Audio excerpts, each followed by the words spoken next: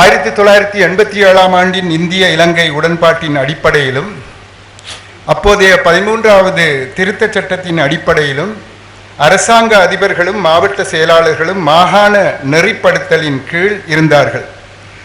இம்முறை 1992இல் மாற்றப்பட்டது.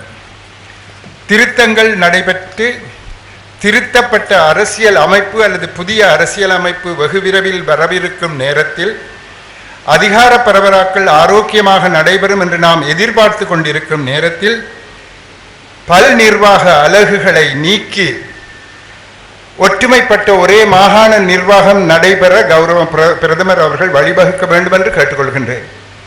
மாகாணங்களை பரிபாலிக்கும் பொறுப்பு, நிர்வகிக்கும் அதிகாரம் மாகாண மக்கள் பிரதிநிதிகளுக்கே வழங்க வேண்டும்.